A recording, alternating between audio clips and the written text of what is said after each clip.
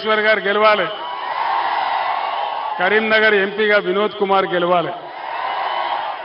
ఎందుకంటే వీళ్ళకి ఇప్పుడున్న ప్రభుత్వానికి తోక తెలియదు, నా తొండేమి తెలియదు. ఏ పని కూడా వీళ్ళకి చక్కగా చేస్తలేదు. మీ అందరికీ తెలుసు, ఉద్యమ సమయంలో ఈ ప్రాంతం అంతా నేను బాగా తిరిగినాను. జగిత్యాల కూడా చాలాసార్లు వచ్చినాను. వరద కాలువ బాధ చూసి, వరద కాలువను మన హయాంలో ఒక రిజర్వాయర్గా చేసుకున్నాం.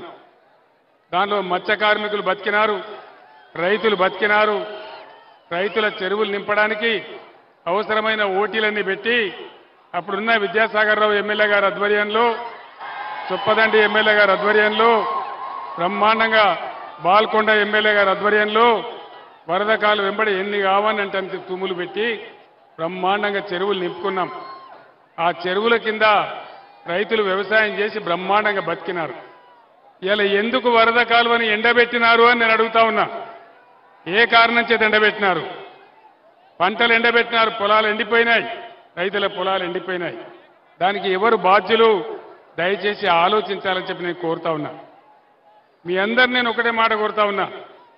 5 నెలలలోనే ఆగమాగం చేస్తా ఉన్నారు రాష్ట్రాన్ని.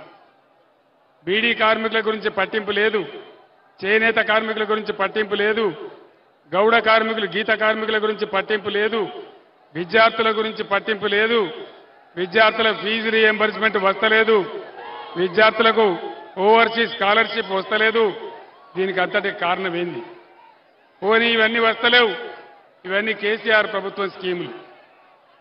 వాళ్ళు చెప్పిన 6 గ్యారంటీలలో ఏదన్నా అమలైందా? మహిళలకు 2500 వచ్చినాయా? వచ్చినాయట కదా, జగిత్యాలు వచ్చినాయట కదా.